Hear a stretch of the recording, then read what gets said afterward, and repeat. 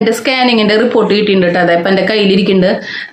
നിങ്ങക്ക് പലർക്കും ഉള്ള പ്രശ്നം തന്നെയാണ് പീരീഡ്സ് നേരം വൈകുക എന്നുള്ളത്. അപ്പോൾ എനിക്കും അങ്ങനത്തെ പ്രശ്നമുണ്ട്. അപ്പൊ എന്റെ റിസൾട്ട് ആണ്. അയ്യോ, ഇതിപ്പോ തല തിരിച്ചിട്ടാണ് കാണുന്നല്ലേ, വായിക്കാൻ പറ്റില്ല അല്ലേ. സംഭവം ലോട്ടറി അടിച്ചിട്ടുണ്ട്. നമുക്ക് ഓൾറെഡി ലോട്ടറി ഉള്ളതാണ്, അതിന്റെ കൂടെ എക്സ്ട്രാ ലോട്ടറി അടിച്ചിട്ടുണ്ട്. അപ്പോൾ ഈ ഒരു റെമഡി എന്ന് വെച്ച് കഴിഞ്ഞാൽ നമ്മുടെ പീരീഡ്സ് ഡേറ്റ് ആയിട്ടില്ലെങ്കിലും പെട്ടെന്ന് പീരീഡ്സ് ആവാൻ വേണ്ടിയിട്ട് നമുക്ക് വീട്ടിൽ എന്താ ചെയ്യാൻ പറ്റുന്ന വെച്ചാൽ, ഈ ഒരു ഡ്രിങ്ക് കുടിച്ചാൽ പെട്ടെന്നോ. പക്ഷെ ഇത് കുടിക്കണേക്കാൾ മുമ്പ് നിങ്ങൾ കുറച്ച് കാര്യങ്ങൾ ശ്രദ്ധിച്ചോളോ. അതുപോലെ പ്രഗ്നൻസിക്ക് ട്രൈ ചെയ്യണവര്, കല്യാണം കഴിച്ചിട്ട് എന്താ പറയാ പീരീഡ്സ് കറക്റ്റ് അല്ലാണ്ട് നിൽക്കണവര്, പാല് കൊടുക്കണ അമ്മമാരൊക്കെ ആദ്യം ഒന്ന് ടെസ്റ്റ് ചെയ്ത് നോക്കാം എന്തെങ്കിലും ഉണ്ടോ, സംതിങ് സ്പെഷ്യൽ ഉണ്ടോ നോക്കിയിട്ട് ഉറപ്പിച്ചതിന് ശേഷം നിങ്ങൾക്ക് ഇതൊന്ന് വീട്ടിൽ ചെയ്ത് നോക്കട്ടെ. പെട്ടെന്ന് റിസൾട്ട് കിട്ടുന്ന ഒരു സംഭവം തന്നെയാണ്. നമുക്ക് സ്ഥിരമായിട്ട് ഇങ്ങനെ പീരീഡ്സ് വൈകുന്നുണ്ടെന്നുണ്ടെങ്കിൽ നിങ്ങൾ എന്തായാലും ഡോക്ടറെ കണ്ടോളൂട്ടാ. അതുപോലെ എന്താ പറയാ, എനിക്കിത് ഇവിടെ നിറച്ചിങ്ങനെ കുഞ്ഞു കുഞ്ഞു മീശയും താടിയൊക്കെ വരുന്നുണ്ട്. തലയിലത്തെ ആണെങ്കിൽ ഒക്കെ കൊഴിഞ്ഞും പോവാ, മുഖത്താണെങ്കിൽ വരും ചെയ്യാം. ഈ മുഖത്ത് ഈ മീശമീൻ താടിമീൻ വരുന്നത് തലയിലോ നിങ്ങൾ എത്ര ഉപകാരമുണ്ട്. അപ്പൊ നമുക്ക് സിമ്പിളായിട്ട് പണ്ട് തൊട്ട് നമ്മുടെ വീട്ടിലൊക്കെ ചെയ്യണ ഒരു റെമഡിയാണ്. അപ്പൊ അറിയാത്തവർക്ക് വേണ്ടിയിട്ട് ഒന്ന് ഷെയർ ചെയ്യണു. നിങ്ങൾ എന്ത് ചെയ്യണേക്കാൾ മുമ്പ് ഒരു കിറ്റ് മേടിച്ചിട്ടൊന്ന് നോക്കി നോക്കാം.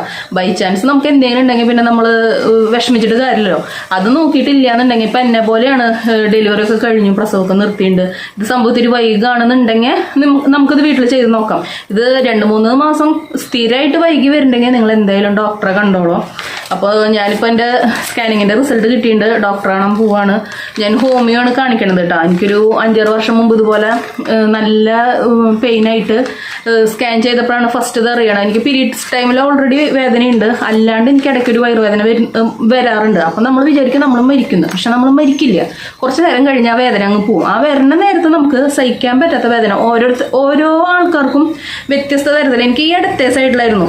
അപ്പോൾ പ്രഗ്നൻസിയിൽ ഋതുവിനെ പ്രഗ്നന്റ് ആയിരുന്ന സമയത്ത് സ്കാൻ ചെയ്തപ്പോൾ കല്ലുണ്ടെന്ന് പറഞ്ഞിരുന്നു. അപ്പം ഞാൻ വിചാരിച്ചു കല്ലിന്റെ വേദനയായിരിക്കും വെച്ചിട്ട് കുറെ നാൾ കൊണ്ടു നടന്നു കേട്ടോ.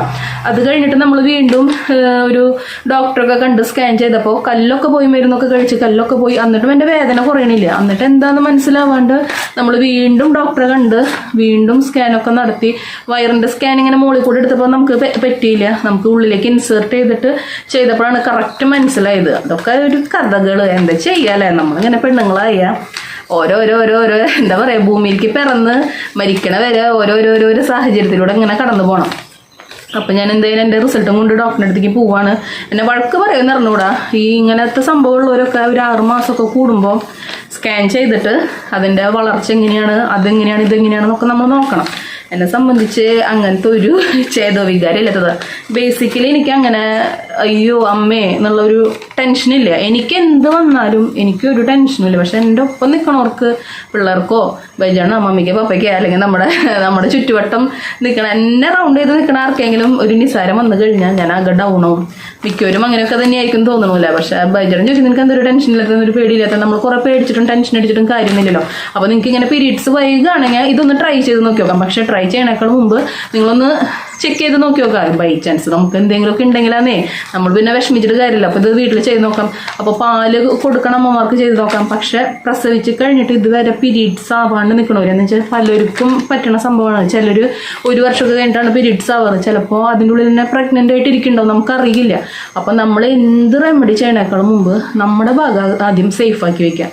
നമുക്കൊരു കിറ്റ് മേടിച്ച് നമുക്ക് എത്ര വലിയ പാടുണ്ടോ, വീട്ടിൽ തന്നെ ഇരുന്ന് അറിയാലോ.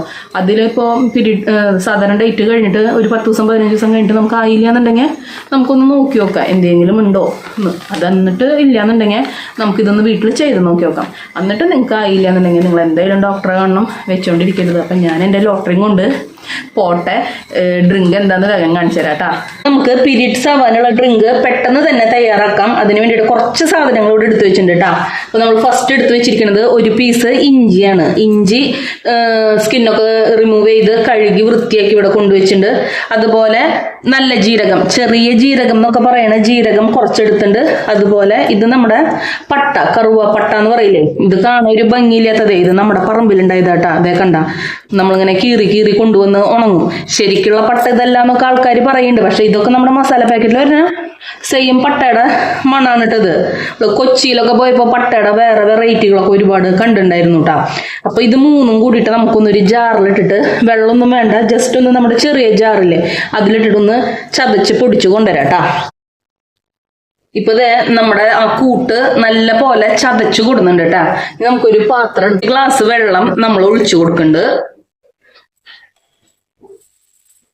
അതുപോലെ നമ്മൾ ഈ ചതച്ച് വെച്ച മിക്സ് ഇല്ലേ, അതും കൂടി ഇട്ട് കൊടുക്കണ്ട കേട്ടാ. ഇത് നല്ല പോലെ നമുക്ക് വെട്ടി തിളപ്പിക്കാം. നല്ല പോലെ 1/2 ഗ്ലാസ് ആവണ വരെ നല്ല പോലെ നമുക്ക് വെട്ടി തിളപ്പിക്കാം കേട്ടാ. ഇപ്പൊ നമ്മുടെ വെള്ളം നല്ല പോലെ വെട്ടി തിളക്കണ്ട കേട്ടാ. അങ്ങനെ വെട്ടി തിളക്കണ സമയത്ത് ഫ്ലെയിം ഒന്ന് കുറച്ച് വെച്ചിട്ട് ഇതൊന്ന് വെറ്റിച്ചെടുക്കാം. അപ്പൊ നമ്മൾ 1 ഗ്ലാസ് വെള്ളമാണ് എടുത്തിരിക്കുന്നത്. അതൊരു 1/2 ഗ്ലാസ് ആവണ വരെ നമുക്ക് നല്ല പോലെ വെറ്റിച്ചെടുക്കാം കേട്ടോ. അപ്പൊ ഇതൊന്ന് അടുപ്പത്ത് കിടന്നൊന്ന് സെറ്റ് ആവട്ടെ. നമ്മുടെ ഡ്രിങ്ക് നല്ല പോലെ വെറ്റി വന്നിട്ടുണ്ട് കേട്ടോ. ഇതൊന്ന് നമുക്ക് ഓഫാക്കി ഇടാം. ഇതൊന്ന് ചൂടാറട്ടെ കേട്ടാ.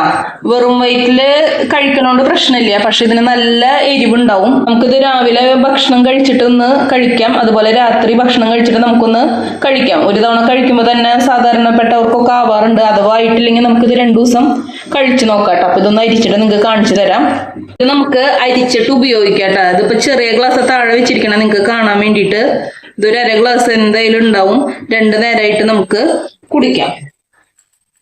കണ്ട, അപ്പൊ ഇത്രയ്ക്കുള്ളൂ. നിങ്ങളൊന്ന് ട്രൈ ചെയ്ത് നോക്കി നോക്ക്, നല്ല റിസൾട്ട് ആയിരിക്കും.